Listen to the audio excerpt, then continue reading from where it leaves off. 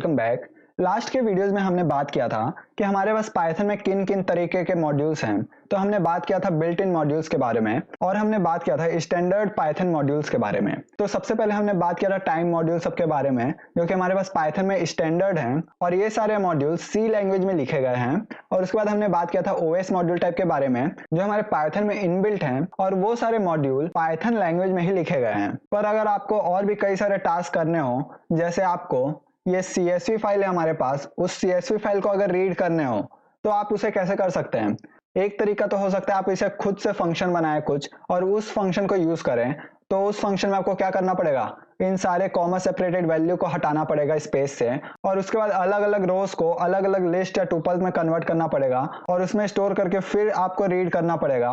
तो ये आप कर सकते हैं, लेकिन एक स्मार्ट प्रोग्रामर ये नहीं करता। स्मार्ट प्रोग्रामर किसी कोड को इंपोर्ट करके सिर्फ और सिर्फ उसे यूज करता है। मैं क्या बोलना चाह रहा हूँ, हमारे पास पाइथन का डेवलपर बेस इतना ज्यादा बड़ा है कि हमारे पाइथन में हर एक टास्क के लिए मॉड्यूल हैं। तो हमें अगर CSV फाइल को रीड करनी है तो उसके लिए भी हमारे पास एक मॉड्यूल है जिसका नाम है पांडास, और ये डेटा एनालिसिस और डेटा विजुअलाइजेशन में ये मॉड्यूल काम आता है। तो हमारे पास इसी तरह के कई सारे और मॉड्यूल हैं जो कि हमारे पाइथन में इनबिल्ट नहीं होते हैं। वो इनबिल्ट क्यों नहीं होते? क्योंकि अगर हमारे पास सारे के सारे मॉड्यूल इनबिल्ट होने लग गए तो हमारे पाइथन का सॉफ्टवेयर बहुत ज्यादा स्लो हो जाएगा। तो अगर हमें इन सारे मॉड्यूल को यूज करना है तो हम उसे कैसे यूज करेंगे? तो हम उसे इंस्टॉल कर सकते हैं पिप मॉड्यूल को यूज करके। तो हमारे पास पाइथन में एक पिप मॉड्यूल है जो कि हमें थर्ड पार्टी मॉड्यूल को यूज करने में हेल्प करती है। तो अगर हमें कोई मॉड्यूल जो थर्ड पार्टी मॉड्यूल है उसे डाउनलोड करना होता है तो हम पिप मॉड्यूल को यूज करके उसे डाउनलोड करते हैं। तो सबसे पहले हम यहाँ पे लिखेंगे पिप। अगर आप यहाँ पे पाइथन लिख के पाइथन के इंटरेक्टिव शेल में जाते थे तो आप यहाँ लिखेंगे पिप, और अगर आप यहाँ पे पाइथन 3 लिख के पाइथन के मॉड्यूल में जाते थे तो आप यहाँ पे लिखेंगे पिप 3। तो अभी तक हम पाइथन लिख के पाइथन के इंटरेक्टिव शेल में गए हैं, तो मैं यहाँ लिखूंगा पिप और पिप के बाद मैं यहाँ पे इंस्टॉल लिखूंगा और इंस्टॉल के बाद मैं लिखूंगा पैकेज का नाम। तो मैं यहाँ लिखूंगा पांडास और इसके लिए आपके पास नेट होना चाहिए। और मैं जैसे ही क्लिक करूंगा पांडास मॉड्यूल डाउनलोड स्टार्ट हो जाएगा और उसके बाद जैसे ही डाउनलोड खत्म होगा यहाँ पे आ जाएगा आपके पास सक्सेसफुली इंस्टॉल्ड। मेरे पास ये मॉड्यूल पहले से डाउनलोडेड है, इसलिए मैं इसे डाउनलोड नहीं कर रहा हूँ वापस से। तो अगर आपको ये CSV फाइल को रीड करना हो तो आपके पास पांडास मॉड्यूल, आपको इतना पता चल गया है, तो आप उसे यूज कैसे करेंगे? तो मैं सबसे पहले बात करता हूँ कि पांडा मॉड्यूल आपके पास है कहाँ पे। तो मैं यहाँ पे पाइथन के इंटरेक्टिव शेल में जाता हूँ और मैं sys मॉड्यूल को इंपोर्ट करता हूँ, इंपोर्ट sys, और sys डॉट प्रीफिक्स यूज करके हमारे पास यहाँ पे फाइल का लोकेशन आ जाएगा और इस फाइल को मैं दूसरा पाइथन का शेल ऑन करता हूं और मैं यहां लिखूंगा स्टार्ट और उसके बाद मैं ये पेस्ट करूंगा।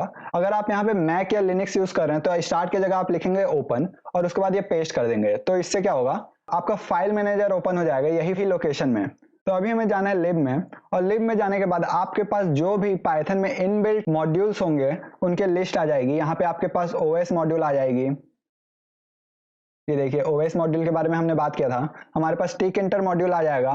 ये देखिए हमारे पास टिक एंटर मॉड्यूल भी होगा। ये देखिए हमारे पास टिक एंटर मॉड्यूल है। और ऐसे ही हमारे पास सारे मॉड्यूल जो कि इनबिल्ट हैं वो सारे मॉड्यूल इसी फाइल लोकेशन में होंगे। लेकिन जो अभी आप डाउनलोड किए हैं वो वाला मॉड्यूल आपको साइट पैकेजेस वाले फोल्डर में मिलेगा। तो यहाँ पे अगर मैं जाऊं तो मेरे पास यहाँ पे कई सारे मॉड्यूल हैं। आपके पास सिर्फ और सिर्फ अभी पांडास होंगे।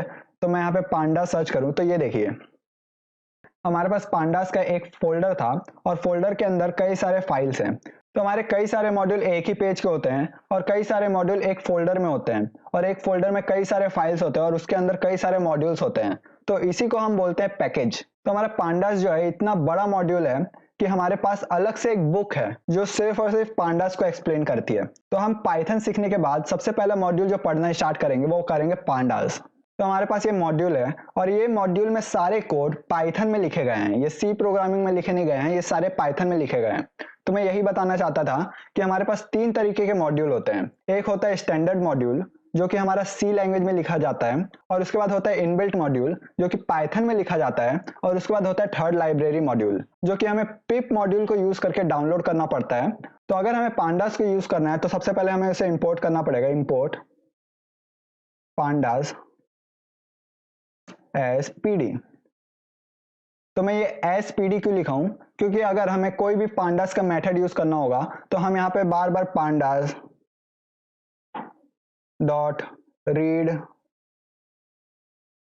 CSV ऐसे लिखना होगा। लेकिन अगर मैं SPD लिखा हूं तो यहाँ पे पांडास की जगह मैं सिर्फ और सिर्फ PD लिख सकता हूं, और आप यहाँ पे PD को छोड़ के आप कुछ भी लिख सकते हैं। आप यहाँ पे XYZ अपने मर्जी का नाम दे सकते हैं और उस नाम से आप इस मॉड्यूल को कॉल कर सकते हैं। तो मैं इस वीडियो में यही बताना चाहता था कि हमारे पास मॉड्यूल किन किन तरीके के होते हैं। तो अब आप सोच रहे होंगे कि हमें कैसे पता चलेगा कि हमारे पास कितने सारे मॉड्यूल्स हैं जो थर्ड पार्टी है। तो अगले वीडियो से मैं बताऊंगा कि आपको अलग अलग टास्क के लिए कैसे कैसे मॉड्यूल यूज करने पड़ेंगे और कैसे कैसे उसे इंस्टॉल करना होगा, और मैं उन सब मॉड्यूल्स को अलग अलग कैटेगरी वाइज बताऊंगा।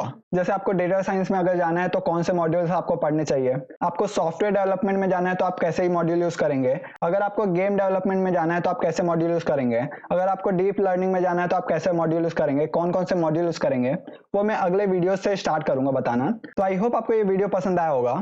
Thank you for watching this video and please like my video and subscribe to my channel for more quality content.